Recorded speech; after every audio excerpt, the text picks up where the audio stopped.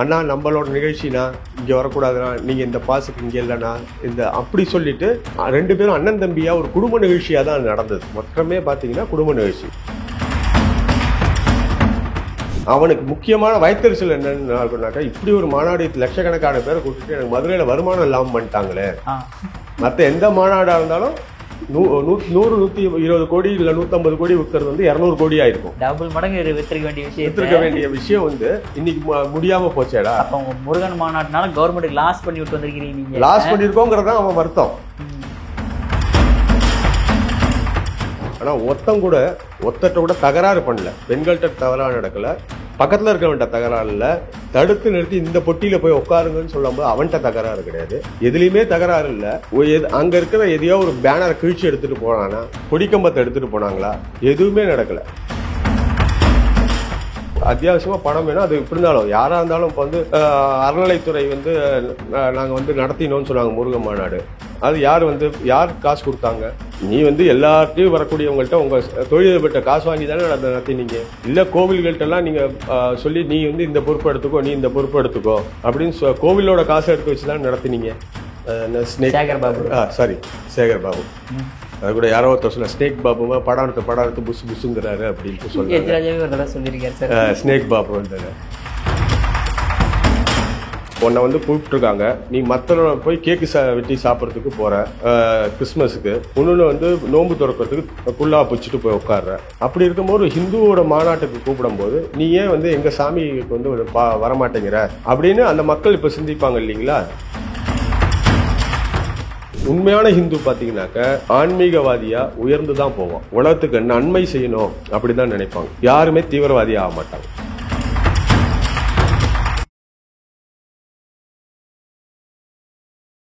இளைய பாரத நேயர்களுக்கு வணக்கம். இன்னைக்கு நம்ம நேர்காணல நம்ம சிறப்பு விருந்தினர் ஆலயம் காப்போம் இயக்குனர் மற்றும் பத்திரிகையாளரான நம்ம சேவக் சக்தி அவர்கள் தான். சார் வணக்கம். சார் வணக்கம்.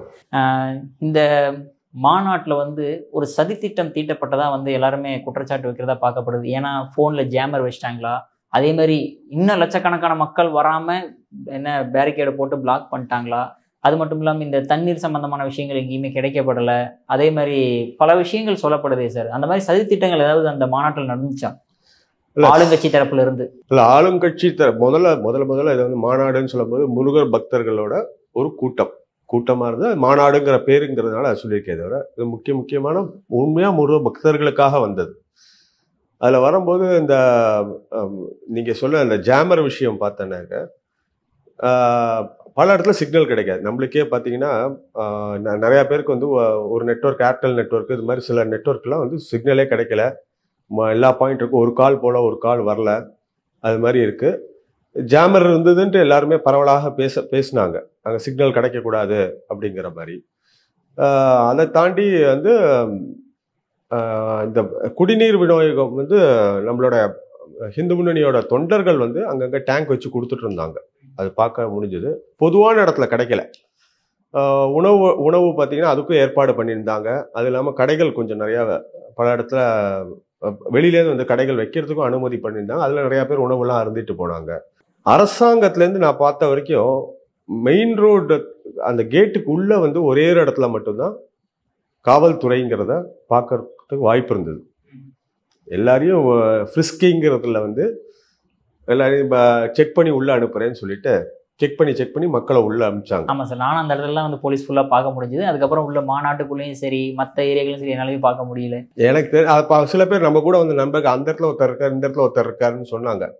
அந்த ஒருத்தர் 2 பேர் யாருன்னு சொன்னா நம்ம தலைவர்களுக்கு கூட இருக்கக்கூடிய PSO அந்த ஆபீசர்ஸ் வந்து அந்த தலைவர்களோட கூட தான் வந்தாகணும். ஒரு உதாரணத்துக்கு ராஜா அண்ணா வர்றாரு, அவருக்கு வந்து போலீஸ் பாதுகாப்பு இருக்கு, அவர் ராஜா அண்ணா கூடயே வரணும். அதனால அது மாதிரி போலீஸ் தான் இருந்தார். தவிர மொத்தமாக வந்து உள்ளுக்குள்ள வந்து பாதுகாப்போ இல்லாட்டி எல்லா ஏற்பாடுமே எனக்கு தெரிஞ்ச செக்யூரிட்டியா வந்து அங்க வாலண்டியர்ஸ் நின்னவங்க கூட யாரும் செக்யூரிட்டிங்கிற தோரணையில பேசல. அண்ணா நம்மளோட நிகழ்ச்சினா இங்கே வரக்கூடாதுண்ணா, நீங்கள் இந்த பாஸுக்கு இங்கே இல்லைண்ணா, இந்த அப்படி சொல்லிட்டு நீனும் 2 பேரும் அண்ணன் தம்பியாக ஒரு குடும்ப நிகழ்ச்சியாக தான் நடந்தது. மொத்தமே பார்த்தீங்கன்னா குடும்ப நிகழ்ச்சி. முதல்ல 12 நான் அங்கே போகும்போது 11 மணி முதல் நாள் சென்றிருந்தேன். அன்னைக்கு காலைல 11 மணிக்கு. இந்த 11 மணிலேருந்து ஒரு 3 மணி வரைக்கும் இருந்த வெயில் பார்த்தீங்கன்னாக்க மிக கொடூரமான ஒரு வெயில். அங்க பார்க்கும்போது அந்த மக்கள் வந்துட்டு ரிட்டர்ன் போயிட்டு இருந்தாங்க பஸ்ஸுக்கும் முன்னூறுத்துக்கும். இந்த உட்கார்ந்த க்ரௌட்ல வந்து ஒரு 90% க்ரௌடு ஆல்ரெடி வெளியில போயிட்டு இருப்பாங்க. அதுல வந்து 50% தான் உள்ள வந்திருப்பாங்கிறது என்னோட ஒரு தனிப்பட்ட பார்வை. அவங்க நிறைய பேர் இந்த வெயில்ல வந்துட்டு திரும்பி பஸ்ல போய் உட்கார்ந்தவங்க இருக்காங்க. அது மாதிரி அந்த வெயில் ஐயோ தாங்க முடியாது அப்படிங்கிற மாதிரி. அந்த 3:30 மணிக்கு மேலதான் அந்த நிகழ்ச்சி ஆரம்பிக்கிறதுன்னு சொல்ற ஸ்டேஜில் அனௌன்ஸ் பண்றாங்க. அங்கங்க இருக்கிறவங்க எல்லாம் ஆறுபடை வீட்டுக்கு முன்னாடி இருக்கிறவங்க எல்லாம் எல்லாருமே உள்ள வந்து உட்காருங்கலாம் அனௌன்ஸ் பண்றாங்க. மேகம் வந்து போர்வை போத்துற மாதிரி இருக்கு வாங்க எல்லாம் சொல்றாங்க. அப்படியே கிளைமேட் சேஞ்சை தாண்டி இப்ப பூமி குளிர்ந்ததுன்னு சாதாரண கேள்விப்பட்டிருப்போம் நம்ம. அங்க பூமி குளிர்ல சுத்தி விட்டுறது ஏசி போட்ட மாதிரி ஆச்சு.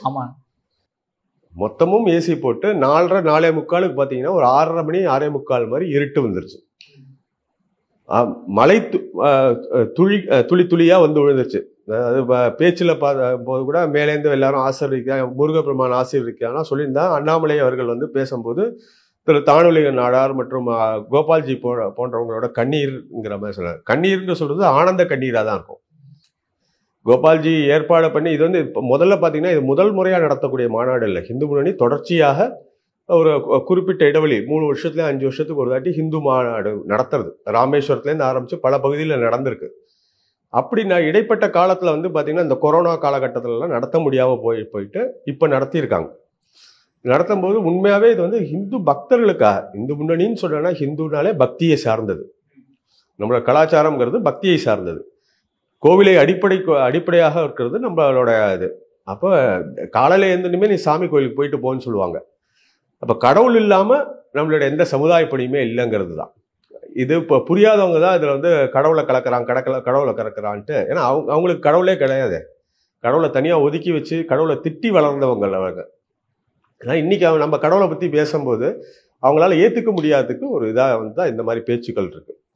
இப்ப இந்த ஜாமர் விஷயமும் தண்ணீர் தட்டுப்பாடும் நான் பேசினது மாதிரி சாதாரணமாகவே ஒரு இடத்துல நம்ம வந்து ஒரே இடத்துல வந்து ஒரு 50 பேர் சேர்ந்தோம்னாக்க, ஒரு கல்யாண வீடெல்லாம் கூட பார்த்தோம்னாக்கா லைவ் போடணும் ஏதோ ஒன்று பண்ணணும்னு சொன்னாக்கா 100 பேர் 500 பேர் சேர்ந்தோம்னாக்கா அந்த இடத்துல நம்மளுக்கு நெட்வொர்க் ஒன்றும் கிடைக்காது. 500 பேர்ல 300 பேர் ஏர்டெல் பயன்படுத்துறாங்கன்னாக்கா நெட்வொர்க் கிடைக்காது. நம்ம இடத்துல அங்கே வந்து பார்த்தீங்கன்னா லட்சத்தில் சேர்ந்துருந்தாங்க. எல்லாருக்குமே மொபைல் டவர் இருக்கு. ஜாமர் வந்து ஒரு லெவல் வரைக்கும் கட்டுப்படுத்தலாம். ஆனால் அதை மீறி இது மாதிரி மிகப்பெரிய கூட்டம் வரும்போது அந்த நெட்வொர்க் சப்போர்ட் பண்ண முடியாமல் ஒரு காரணங்களாகவும் இருக்கலாம் கட்டாயமாக. அதில் எந்த மாற்று கருத்தும் இல்லை. மக்கள் ரொம்பவே அதை தாண்டி நீங்கள் சொன்னாங்கன்னா எனக்கு தெரிஞ்ச பல பேர் இந்த சென்னை பகுதியிலேருந்து வட தமிழகத்துலேருந்து தான் முன்னாடி கிளம்பினவங்களாம் காலையில் வந்து சேர்ந்துட்டாங்க. அன்று காலையில் கிளம்பினவங்க ஏர்லி மார்னிங், அதாவது சனிக்கிழமை வரைக்கும் அவங்களுக்கு வேலைக்கு போகக்கூடிய எனக்கு தெரிஞ்ச சில சிவனடியார்கள்லாம் நம்மளே அழைத்து வந்திருந்தோம். அவங்க சனிக்கிழமை நைட்டு கிளம்பினவங்க வந்துட்டாங்க. ஏர்லி மார்னிங் 3 மணி 4 மணி கிளம்பினாங்க. அவங்களால பஸ்ஸில் வரும்போது ரீச் பண்ண முடியல. அவங்களுக்கு ஒரு 30 கிலோமீட்டர் 40 கிலோமீட்டர் முன்னாடி அவங்க பஸ்ஸை நிறுத்திட்டாங்க. 30-40 கிலோமீட்டர். ஆமாம், மதுரையை நெருங்கத்துக்கு முன்னாடியே நிறுத்திட்டாங்க.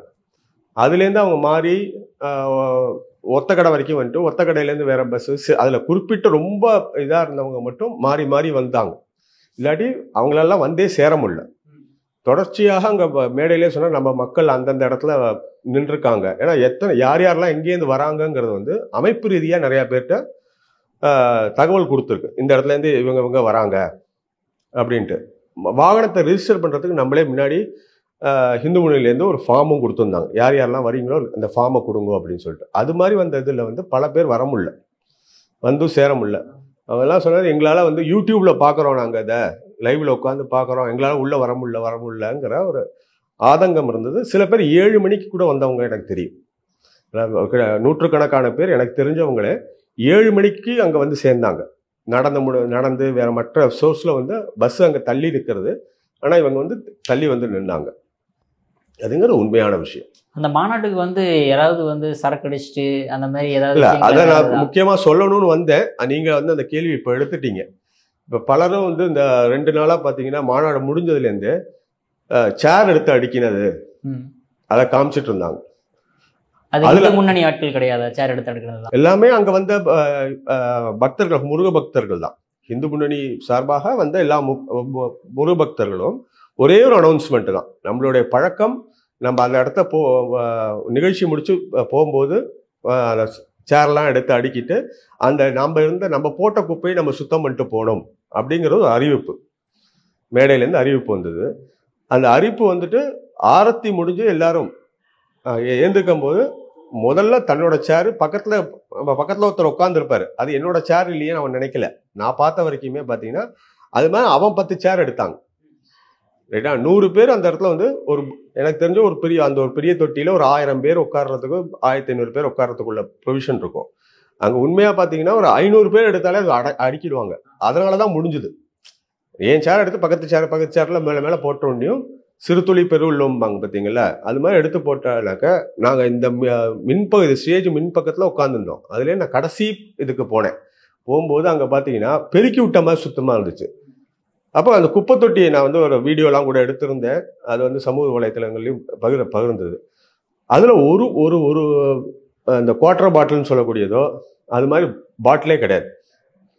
நீங்கள் அரசாங்கத்தில் நீங்கள் சொல்கிறது அவன் வந்து பக்தியை வச்சுட்டு நடத்தினான்னு சொல்லாமே தவிர, அவனுக்கு முக்கியமான வயிற்றுச்சல் என்னன்னு இருக்குனாக்கா, இப்படி ஒரு மாநாடு லட்சக்கணக்கான பேரை கூட்டிட்டு எனக்கு மதுரையில் வருமானம் இல்லாமல் பண்ணிட்டாங்களே. மற்ற எந்த மாநாடாக இருந்தாலும் 100-120 கோடி இல்ல 150 கோடி விற்கிறது வந்து 200 கோடி ஆயிருக்கும். டபுள் மடங்கு வித்திருக்க வேண்டிய விஷயம் வந்து இன்னைக்கு முடியாம போச்சேடா. அப்ப உங்க முருகன் மாநாட்டுனால கவர்மெண்ட் லாஸ் பண்ணி விட்டு வந்திருக்கீங்க. நீங்க லாஸ் பண்ணிருக்கோங்கிறதா அவன் வருத்தம். இன்னைக்கு ஒரு இடத்துல அதே நம்ம பக்கத்துல நடக்கிறவன்ட்ட ஒரு ஸ்மெல்லு தெரியும் இல்லைங்களா. ஒரே ஒரு இடத்துல ஒரு பெண்கிட்ட வந்து தவறா குடிச்சிட்டு தவறா நடந்தான்ங்கிறது கிடையாது. இன்னைக்கு நீங்க குடிங்கிறது வந்து வாசனையில தெரிய வரும், அவன் நடப்பாவேன். ஆனால் இன்னைக்கு பார்த்தீங்கன்னா சிறு பொதுவாக தமிழ்நாட்டில் சொல்கிறது வந்து போதை பழக்கம். அந்த போதை வஸ்து எடுத்தானா சரியாது, ஆனால் அவனோட செயல்பாட்டில் அந்த வித்தியாசம் தெரியும். ஆனால் ஒருத்தம் கூட தவறாக நடக்கவே இல்லை. ஒருத்தட்ட கூட தகராறு பண்ணல, பெண்கள்கிட்ட தவறாக நடக்கலை, பக்கத்தில் இருக்கிறவன்ட்ட தகராறு இல்லை. தடுத்து நிறுத்தி இந்த பொட்டியில் போய் உட்காருங்கன்னு சொல்லும்போது அவன்கிட்ட தகராறு கிடையாது, எதுலேயுமே தகராறு இல்லை. அங்கே இருக்கிற எதையோ ஒரு பேனரை கிழிச்சு எடுத்துகிட்டு போனானா, கொடிக்கம்பத்தை எடுத்துட்டு போனாங்களா, எதுவுமே நடக்கல. நீ வந்து பஸ் வந்து அங்கே சில பேருக்கு வந்து மதியம் வந்தவங்களுக்கே பாண்டி கோவில் கிட்ட நிறுத்திருந்தாங்க, பெரிய பெரிய பஸ் எல்லாம். அது வரைக்கும் நடந்து போய் திருப்பி ஒழுங்கா ஏறி வீட்டுக்கு போய் சேர்ந்தாங்க. அது மாதிரி இதுல முக்கியமாவே பார்க்க வேண்டியது வந்து அந்த ஒழுக்கம், ஆன்மீகம். நீங்க வந்து நியூ இயர் அன்னைக்கு டாஸ்மார்க் விற்பனை ஜாஸ்தின்னு நடக்கும், ரைட்டுங்களா. ஒரு வந்து நம்ம ஆன்மீகமாக இருக்கிறது வந்து கந்தசஷ்டி இது நடக்குது, திருவிழா நடக்குது, அன்னைக்கு வந்து டாஸ்மார்க் விற்பனை கூடன்னு எங்கேயா நம்ம கேள்விப்பட்டிருக்கோம். அது வரைக்கும் ஏதோ ஒரு கோவில் திருவிழா நடக்குது, அன்னைக்கு அங்கே டாஸ்மார்க் விற்பனை. ஆன்மீகம் வந்துச்சுன்னா அந்த இடத்துல இந்த மாதிரி விஷயம் வராது, ஒழுக்கம் தான் வரும். அதுக்கு ஒரு எடுத்துக்காட்டு இது ஆன்மீக மாநாடுங்கிறதுக்கு எடுத்துக்காட்டு இதுதான் முக்கியமா. சரி, அதே மாதிரி இப்போ பார்த்தோம் அப்படின்னா இந்த மாநாட்டில் வந்து 2-3 விஷயங்கள் குற்றச்சாட்டு வைக்கப்படுது. ஒன்று என்ன அப்படின்னா, எல்லாத்துட்டையும் நீங்கள் வந்து நிறைய காசு கலெக்ட் பண்ணிட்டீங்க, ஒன்று. ரெண்டாவது என்ன, நிறைய பேருக்கு காசு கொடுத்து கூட்டிகிட்டு வந்துட்டீங்க, 2. மூணாவது என்ன அப்படின்னா, இது வந்து பாஜகவினர் நடத்தக்கூடிய மாநாடு தானே, அப்போ பாஜகக்காரங்க தானே வருவாங்க அப்படின்ற மாதிரி ஒரு குற்றச்சாட்டு. இதுக்கெல்லாம் என்ன சொல்லுவீங்க? இப்போ நீங்கள் இந்த காசு விஷயத்துக்கு வந்தீங்க, பொது காரியங்கள்னு சொன்னாலே நம்மளோட விஷயத்தில் வந்து ஊர் கூடி தேர் இழுக்கிறது தான். கோபால்ஜி வந்து இருந்த காலத்துலேயும் சரி, நிகழ்ச்சி முடிஞ்ச உடனேயும் இந்த சமுதாய பணிக்காக யார் யாரெல்லாமோ எவ்வளவோ கொடுக்குறீங்களோ இங்கே வந்து இவங்களை வந்து கொடுத்துட்டு போகலாம், துண்டு எடுத்துகிட்டு வருவாங்க அப்படிங்கிற மாதிரி கலெக்ஷன் பண்ணுறது எல்லாமே உடல் உழைப்பை தாண்டி. என்கிட்ட வந்து எக்ஸ்ட்ரா 20 ரூபா இருக்கியா, எனக்கு 10 ரூபா போதும், 10 ரூபா சமுதாய பணிக்காக கொடுக்குறேங்கிறது தான் நம்மளுடைய பழக்கம். கோவிலுக்கு போகிறது அதனால தான் உண்டியலில் போகிறது, அதை வச்சு ஏதோ 4 நல்லது பண்ணிட்டோம் அப்படிங்கிற மாதிரி. அப்போ இந்த இது வந்து யாரோ ஒருத்தர் இது மாதிரி எடுத்து செய்ய மாட்டான். காசு போய் நம்ம கலெக்ஷன் பண்ணாலும் கொடுக்கணும் இல்லைங்களா. அப்போ கொடுக்குறவனுக்கு வந்து மனசில் என்ன இருக்குல்ல, ஐயோ நான் ஹிந்து, என்னை தாக்கி பேசுகிறான், என்ன கொச்சப்படுத்துகிறான். அப்போ தட்டி கேட்கறதுக்கு வந்து இந்துக்களுக்காக வாதாட தட்டி கேட்க ஹிந்து முன்னணிங்கிற ஒரு அமைப்பு வந்து இது மாதிரி ஒரு நிகழ்ச்சி எடுத்து செய்கிறது. அதுக்கு நான் என்னால் நேரடியாக பண்ண முடியாது, பணம் காசால என்னால் தர முடியுமேன்னு தராங்க. இதில் உண்மையாகவே அந்த ஒருங்கிணைப்பாளர்களை போய் கேட்டால் தான், நிகழ்ச்சி ஏற்பாடாளர்களை போய் கேட்டால் தான் இன்னும் எவ்வளோ டெஃபிசிட் இருக்குங்கிறது தெரியும். இவ்வளோ பெரிய ஏற்பாடு, அவ்வளோ ஒளி அமைப்பு, இத்தனை பேர் வெளியூர்லேயே வந்திருக்காங்க, நிறையா பேர் வந்து கலை நிகழ்ச்சியில் நடத்தினாங்கனால அவங்களும் நம்ம அமைப்பை சார்ந்தவங்க சிந்தனையில் இருக்கிறதுனால இலவசமாக பண்ணுவாங்க. ஆனால் அவங்க வந்துட்டு போகிற செலவு, அது மாதிரி எவ்வளோ துறவியர் எத்தனை இடத்துல தமிழ்நாடு ஃபுல்லாக இந்த ஸ்டேஜ் மொத்தமும் துறவியர் தான் இருந்தாங்க. முக்கிய விருந்தினர்களை தாண்டி மற்ற எல்லாமே துறவியர்கள் தான் உட்காந்துருந்தாங்க. அப்போ அவங்களுக்குள்ள வந்துட்டு போகிறது அது மாதிரி விஷயங்கள்லாம் இருக்குது. அதுக்கு அத்தியாவசியமாக பணம் வேணும். அது எப்படி இருந்தாலும் யாராக இருந்தாலும் இப்போ வந்து அறநிலைத்துறை வந்து நாங்கள் வந்து நடத்தினோன்னு சொன்னாங்க முருகன் மாநாடு. அது யார் காசு கொடுத்தாங்க? நீ வந்து எல்லார்ட்டையும் வரக்கூடியவங்கள்ட்ட உங்கள் தொழிலதிபர்கிட்ட காசு வாங்கி தானே நடத்தினீங்க. இல்லை கோவில்கள்ட்டெல்லாம் நீங்கள் சொல்லி நீ வந்து இந்த பொறுப்பு எடுத்துக்கோ, நீ இந்த பொறுப்பு எடுத்துக்கோ அப்படின்னு கோவிலோட காசை எடுத்து வச்சு தான் நடத்தினீங்க. துறைக்கு செய்யக்கூடாத வேலை அது. துறை வந்து செய்ய வேண்டிய வேலை கிடையாது. துறை வந்து கணக்கு பார்த்துட்டு அதுக்கு உள்ள சார்ஜை வாங்கிட்டு போகக்கூடிய வெறும்னா ஒரு கமிஷன் வேலை செய்கிறது. நான் வந்து 1 லட்ச ரூபாய்க்கு கணக்கு பார்த்தேன்னா அதில் 12,000 ரூபா எனக்கு காசு கொடு, காசை வாங்கிட்டு போக வேண்டிய ஆள் தான் துறை. இவன் தான் வந்து நான் மாநாடு நடத்துகிறேன்னு சொல்கிறான். இது இங்கே எல்லா இடத்துலையும் பார்த்தீங்கன்னு வச்சுங்களேன், கோவில் செய்ய வேண்டிய வேலையை துறை அமைச்சர் முன்னாடி சொல்லிடுவார். அதுக்கப்புறம் கோவில் நடத்தும். கோவிலில் உண்மையாக கோவில் சார்பாக ஒரு விஷயம் நடத்தணும்னா அங்கே இருக்கிற ட்ரஸ்டி செய்யணும். ஆனால் இங்கே ஆல்ரெடி ட்ரஸ்டி யார் பண்ணுறாங்க? இந்த துறை நியமனம் பண்ணது. அப்போ அவனோட வேலைக்காரனாக இருப்பானா இல்லை கடவுளோட வேலைக்காரனாக இருப்பாங்களா? அப்போ இவங்க எல்லாமே கலெக்ஷன் பண்ணி தான் நடத்தினாங்க.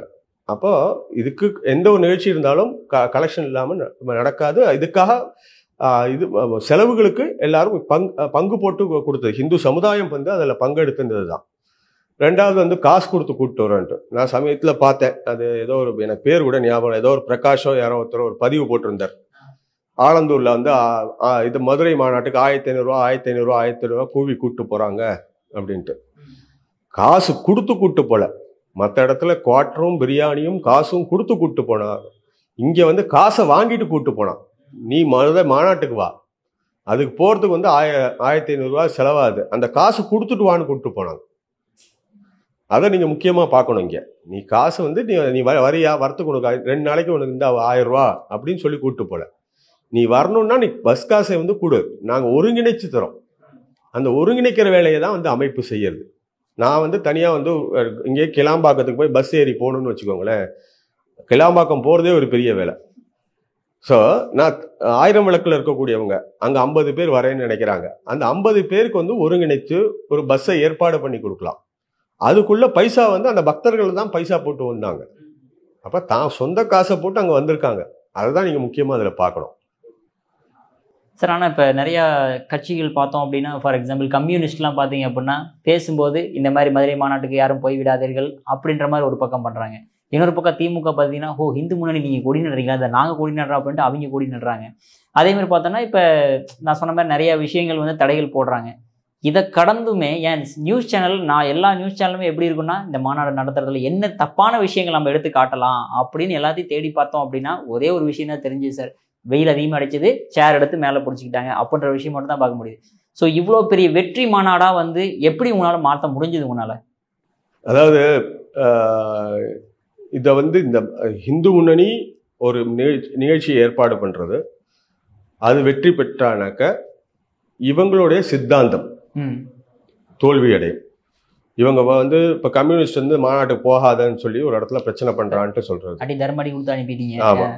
அது வந்து முதலாக நான் வந்து என்ன சொல்கிறேன்னா, 2 கடவுள் நம்பிக்கை இருக்கிறவங்க அவங்க 2 பேர் கடவுளை பற்றி பேசுனான்னு அர்த்தம் இருக்குது. ரைட்டுங்களா? ஒரு வியாதி வருது ஒருத்தருக்கு. அந்த வியாதிக்கு வந்து ரிப்போர்ட்டை பார்த்துட்டு ஒரு டாக்டர் ஒரு ரிப்போர்ட் கொடுக்குறாரு.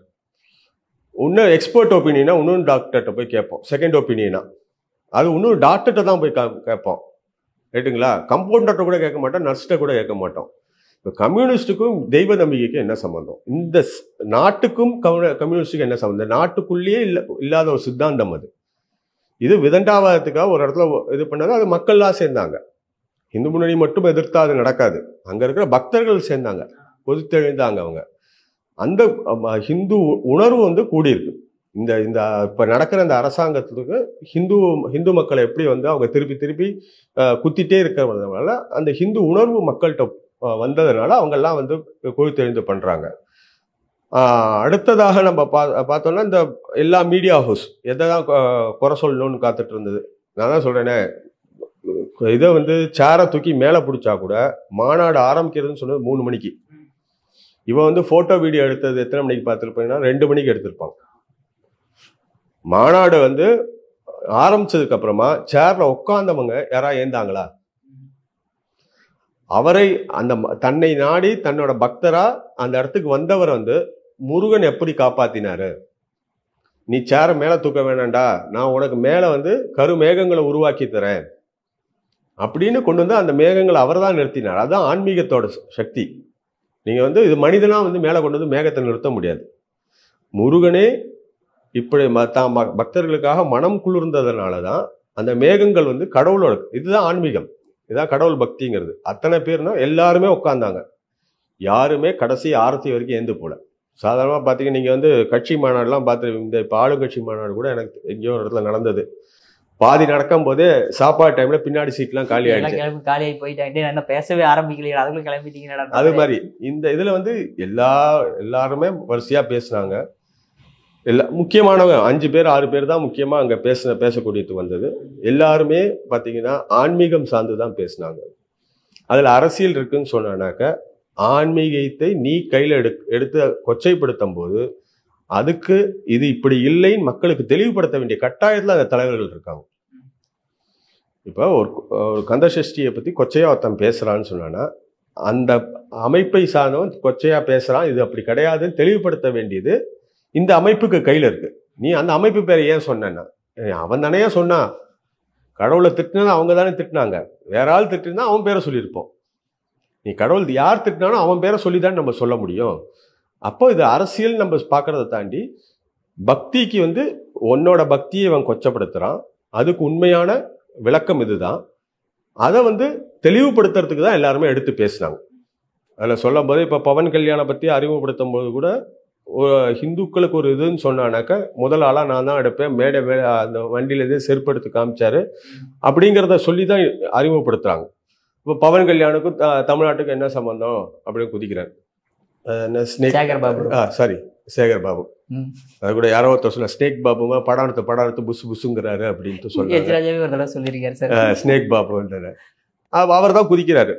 நீ இப்ப வந்து இங்கேருந்து இவர் இந்த அமைச்சர் வந்து இல்லாத எங்கேருந்து சபரிமலைக்கு போறாரு காவி வேஷ்டி கட்டிட்டு, ஆந்திராவுக்கு போறாரு. இவங்க சித்தாந்தம் என்ன சொல்றாங்க? திராவிடங்கிறோம். திராவிடம் எங்கடா இருக்குன்னு சொன்னா உடனே நிலைப்பரப்பும்பாங்க. வந்து தென்னிந்தியாங்கிறப்பாங்க. அப்ப தென்னிந்தியாவில தானே ஆந்திரா இருக்கு. இன்னைக்கு 50களுக்கு அப்புறம் தானே பிரிஞ்சிச்சு, அதுக்கு முன்னாடி ஒரே நாடா தானே இருந்தது. அப்ப அங்க இருக்கிறவங்க இங்க வருவான், இங்க இருக்கிறவங்க. அப்ப இப்போயே நீ இல்லைன்னு சொல்றியா? இப்ப நம்மளோட அமைப்புல நிறைய பேர் சொல்லக்கூடியது, இப்ப ஆட்சி செய்யறதே எங்கேருந்து வந்தவங்க அப்படித்தானே கேட்டாங்க.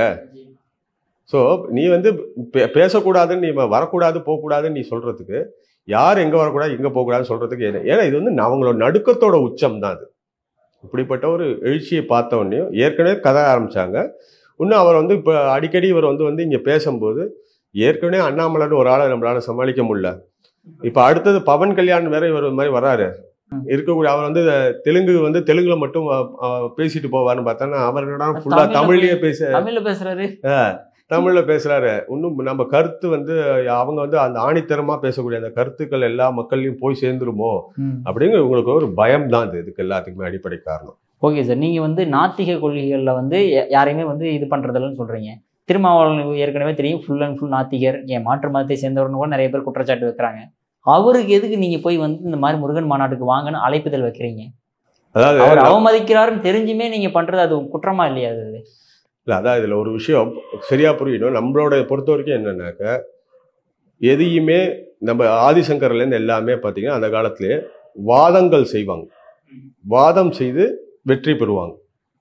அப்படிதான் வந்து இப்போ சமணம் வந்து இங்கே தழைத்தோங்கின போதும் சரி, சைவத்துக்கும் சமணத்துக்கும் நிறைய வாதங்கள் நடக்கும், வாதம் பிரதிவாதம் நடக்கும். அது யார் ஜெயிக்கிறாங்களோ அதை வந்து அங்கே இருக்கிற மக்கள்லாம் ஆமாம் இதானே உண்மைன்னு சொல்லி புரிஞ்சுப்பாங்க.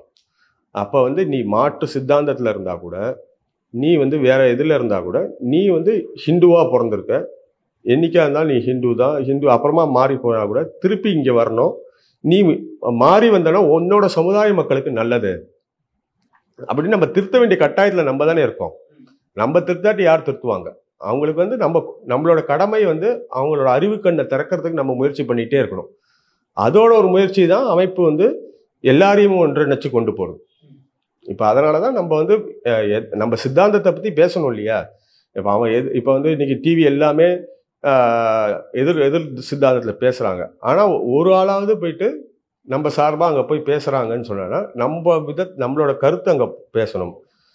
அப்போ இப்போ மன்னிக்கணும், அவரை சார்ந்து இருக்கக்கூடிய மக்கள், அதில் இருக்க ஹிந்து மக்கள் வந்து இப்போ புரிஞ்சுப்பாங்கல்ல.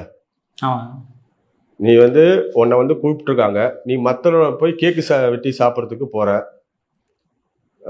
கிறிஸ்மஸுக்கு, இன்னொன்று வந்து நோன்பு திறக்கிறதுக்கு குல்லா பிடிச்சிட்டு போய் உட்கார்ற. அப்படி இருக்கும்போது ஒரு ஹிந்துவோட மாநாட்டுக்கு கூப்பிடும்போது நீ ஏன் வந்து எங்கள் சாமிக்கு வந்து வரமாட்டேங்கிற அப்படின்னு அந்த மக்கள் இப்போ சிந்திப்பாங்க இல்லைங்களா. சிந்திக்கக்கூடிய ஒரு வாய்ப்பு உருவாயிருக்கு. அந்த மாதிரி அவருக்கும் நம்ம வந்து நல்ல எண்ணத்தில் தான் எல்லாரையும் மேடையிலேயே சொன்னார். முதல்வருக்கே நாங்கள் வந்து அழைப்பு எடுக்கிறதுக்காக அப்பாயின்மெண்ட் கேட்டோம், அந்த கடுதாசுக்கு இது வரைக்கும் ரிப்ளை பண்ணலன்னு மாநில தலைவர் காடேஸ்வரராவ் சொன்னார். ஸோ நம்மளை பொறுத்த வரைக்கும் எல்லாரையும் ஒன்றிணைச்சு, நீ வந்து கோபால்ஜி சொல்லக்கூடியது, இந்து முன்னணி ஸ்தாபனம் பண்ண கோபால்ஜி சொல்றது, நீ கட்சியாக இந்த இடத்துல வேணா இரு, ஆனால் ஹிந்துவாக இந்து முன்னணியில். அதுதான் வந்து அடிப்படை. நீ ஹிந்துன்னு நினைச்சா ஹிந்துவா இரு. நீ நம்மளோட கருத்தியல் ரீதியா ஒவ்வொருத்தரும் எங்க வேணா பயணிக்கலாம், தப்பு கிடையாது, ஒவ்வொருத்தரும் ஒன்று பிடிக்கும். ஆனா ஹிந்துவாக நீ இந்த நாட்டின் குடிமகனாக இருக்க வேண்டிய இடத்துல நீ இருக்கணும். அதனால ஹிந்துவோட பிரச்சனைக்கு நீ ஹிந்துவா இரு அப்படின்னு சொல்லிட்டு அவர் சொன்னார். நேத்திக்கு வந்து இந்த அங்க போட்ட எல்லாரும் சொன்னதுனாலதான் ஒண்ணு நேத்திக்கு ஒரு விளக்கம் கொடுத்திருக்காரு. எனக்கு வேர்வை வந்துருச்சு, அதை நான் வேண்டும் என்று அழிக்கவில்லைன்னு சொன்னேன். வேண்டும் என்று அழிக்கவில்லை, அவர் வேண்டாங்கிறதுனால தான் அழிச்சார். கரெக்டு தான் அவர் சொன்னது. அது வேணும்னு நினைச்சிருந்தாலும் நெத்தியில வச்சுட்டு இருப்பாரு. அது வேணான்னு நினைச்சதுனால வேண்டாம் என்றனால தான் அழிச்சார். ஓ, இது இன்னொரு மீனிங் வேற இருக்கா? ஆமா, அவர் தெரிஞ்சுதான் பேசியிருக்காரு, நம்ம தான் ஒன்றும் புரிஞ்சுக்கல. அது வேண்டாம் என்று நினைச்சதுனால தான் அழிச்சிருக்காரு. வேண்டும் என்று அழிக்கவில்லைன்னு அவர் சொன்னதுக்கு காரணம் இதுதான் உண்மையான காரணம். அவருக்கு அது வேண்டாம், எனக்கு எங்க வரைக்கும் அது போதுமோ அது வரைக்கும் போதும், வெளியில வந்தா அது எனக்கு வேண்டாம் அப்படின்னு நினைக்கிறதுனால தான் அழிச்சிருக்காரு. ஓகே சார், கடைசியாக ஒரே ஒரு கொஸ்டின் சார். இந்த மாற்று மதத்தினருமே இந்த மாதிரி மாநாட்டை வந்து குற்றம் சாட்டும் போது நீங்கள் அதை எப்படி பார்க்குறீங்க? எடுத்துக்காட்டுக்கு அமீர் அவர்கள் சொல்கிறாரு இது ஆபத்தான மாநாடுன்ற மாதிரி விளக்கம் கொடுக்குறாரு. அதாவது மாற்று மதத்தினர் அவங்க மாநாடு நடத்தும் போது யாரும் எந்த இதுவும் பண்ணலை. இது தொடர்ச்சியாக பல வருடங்களாக ஒவ்வொரு எலெக்ஷன் சமயத்துலேயும் மாற்று மதத்தினர் வந்து மாநாடு கூப்பிடுறதும், அங்கே வந்து இந்த திராவிட கழகத்துக்காரங்களையும் இவங்களையும் கூப்பிட்டு அங்கே பேசிட்டு அவங்க வந்து நடத்திட்டு இருக்காங்க வருஷமா. அதில் வந்து இவங்களுக்கு தான் நீங்கள் ஓட்டு போடணுங்கிற லெவலுக்கு இன்னைக்கு பேசக்கூடிய விஷயமா தான் இருக்கு. அப்பெல்லாம் யாருக்கும் ஒன்று கண்ணுக்கு தெரியல. அங்கே வந்து ஹிந்து சமுதாயத்தை வந்து இழிவாகவும் இதாகவும் பேசக்கூடிய லெவலில் தான் இருக்கு. இவர் வந்து மாற்று சமுதாயத்தில் இருக்கார். அவர் வந்து இந்த மாநாட்டில் வந்து வேற சமுதாயத்தை ஏதாவது இழிவாக பேசியிருக்கான்னு பார்க்கணும். யாராவது மேடையில் பேசினவங்க வந்து மற்ற சமுதாயத்தை வந்து இழிவாக பேசவே இல்லை. நீ ஹிந்துவாக இருக்க, நீ ஹிந்துவாக இருக்கிறதுக்கு பெருமையாரு, ஹிந்துவாக இருக்கிறதுக்கு கர்வத்தோட இரு, உன் மதத்தை நீ பிடித்து இருங்கிறதுக்கு தான் நம்ம வந்து இதை நடத்துறது. அப்போ வந்து இதில் வந்து இது ஒன்று என்னன்னாக்கா, சில இது வந்து இந்த அரசியல்வாதிகளால் பேச முடியாது, அவங்களை சார்ந்து இருக்கக்கூடியவங்க நிறைய பேரை பேச விடுவாங்க. அது மாதிரி இவர் பேசுறது தான் வச்சுக்கோங்களேன். இப்போ வந்து இதும்போது ஒவ்வொரு விஷயம் வரும்போது அதை திசை திருப்புறதுக்கு வேற ஒன்றை கிளப்பி விடுவாங்க. அது மாதிரி எனக்கு என்னோட நினைவு சரியா இருந்தானாக்கா, இந்த பெங்களூர்ல வந்து அந்த ஸ்டேடியத்தில் வந்து கொஞ்சம் பேர் இறந்தாங்க. அது ரொம்ப கர்நாடகாவில் சீரியஸாக போகிற சமயத்தில் தான் டக் லைஃப் வந்ததுன்னு நினைக்கிறேன் இஷ்யூ இல்லைங்களா. என்னோட நினைவு மன்னிப்பு கேட்கணும். கர்நாடகாவே அந்த திசை மாற்றக்கூடியது. அங்க இருக்கக்கூடிய காங்கிரஸ், இங்க இருக்கிற இந்த கூட்டணி, இண்டி கூட்டணியில புள்ளி வச்ச கூட்டணியில இருக்கக்கூடியவங்கள்ட்ட சொல்லி இந்த புள்ளி வச்ச கூட்டணியில ஆதரவா போகிற ஒரு எம்பியை விட்டுட்டு இந்த ஸ்டேட்மெண்ட்டை சொல்ல வச்சு ஒரு கான்ட்ரவர்சி உருவாக்கி திசை திருப்பினாங்களோ, இது மாதிரிதான் இது. அதனால இவர் வந்து பேச வேண்டியது, இப்போ திருப்பரங்குன்றத்தில் போய் இவர் வந்து பேச வேண்டியது வந்து திருப்பரங்குன்றத்தில் போய் மேலே போயிட்டு நாங்கள் வந்து இது நான்வெஜ் சமைச்சு சாப்பிடுவோம்னு சொல்லும்போது இவர் வந்து சமத்துவமாக வந்து பேசியிருந்தாருன்னு வச்சுக்கோங்களேன், அர்த்தம் இருக்கு. அதெல்லாம் விட்டுட்டு இன்னைக்கு ஹிந்து மாநாடு வந்து ஒரு அமைப்போட மாநாடு நடத்த நீ நடத்தக்கூடாதுன்னு சொல்றதுக்கு எந்த விதத்துல இருக்கு? அது அப்படின்னா ஹிந்துக்கள் மட்டும் நீ விழித்திருந்து எதுவுமே செய்யக்கூடாது அப்படின்னு இருக்கிறதுனால தான் இது மாதிரி பேச்சுக்கள் வந்துட்டு இருக்கு. ஹிந்துக்கள் வந்து ஒற்றுமையா இதை புரிஞ்சுட்டு இதுல இருக்கக்கூடிய நல்ல விஷயங்களை வந்து எல்லாருமே புரிஞ்சுக்கிட்டு ஹிந்துவாக நம்ம இருந்து ஹிந்து உண்மையான ஹிந்து பார்த்தீங்கன்னாக்க ஆன்மீகவாதியா உயர்ந்து தான் போவான். உலகத்துக்கு நன்மை செய்யணும் அப்படிதான் நினைப்பாங்க. யாருமே தீவிரவாதி ஆக மாட்டாங்க. ஒராவது ஹிந்து மதத்தை வந்து தீவிரமா கடைபிடிக்கக்கூடியவங்க, சைவமா இருந்தா வைணவமா இருந்தாலும் சைவத்தை ரொம்ப கடைபிடிச்சு சிவனடியாரா போவாங்க. அவன் சிவனடியார் எங்கேயாவது ஒரு இடத்துல ஒரு தீங்கு பண்ணியிருக்காங்கன்னு பார்த்துருக்கோமா? ஒரு முருகனோட பக்தரா போவான், அவங்க யாரையா தீங்கு நினைச்சிருக்காங்க? இல்லை வைணவத்துல வந்து போறாங்க, அவங்க வந்து ரொம்ப வைணவத்துல தீவிரமா போகும்போது யார் இன்னும் போனாலும் அவங்க மேலே மேலே போகும்போது எல்லாரும் ஒன்று, யாருமே எனக்கு எதிரி இல்லைன்ட்டு தான் போவாங்க. ஸோ ஆன்மீகம் வளர வளர நாட்டில் வந்து அமைதியும் நிம்மதியும் எல்லாரோடையும் சகோதரத்துவமும் இன்னும் நல்லா தான் வளரும். ஹிந்து மதம் சனாதன தர்மம் அதுதான் போதிக்கிறது, அதுதான் இதோட உள்ள. நீங்கள் வந்து நல்ல ஒரு ஆன்மீகவாதி இது பண்ணாங்கனாக்க பல பேர் சன்னியாசி ஆகிப்பாங்க. ஏதோ ஒரு சன்னியாசி வந்து இது பண்ணி அவன் வந்து சமுதாயத்துக்கு வாழறதுக்காக தான் இருந்துட்டு இருப்பாங்க. அது எல்லா தரப்பு மக்களையும் ஒன்றிணைச்சு மேலே கொண்டு வரதுக்கு தான். அதுக்கு தான் வந்து அங்கே துறவியர்கள் எல்லாரையும் உட்கார வச்சாங்க. இப்போ எனக்கு வேண்டாம் ஆன்மீகத்தில் நீ முன்னேறினா, ஹிந்து மதத்தில் முன்னேறினா இது மாதிரி துறவிங்கிற துறவத்தை அடைவீங்க. துறவம்ங்கிறது வந்து மக்களுக்கு நல்லது செய்யக்கூடியதாக இருக்கும் அப்படிங்கிறது தான்.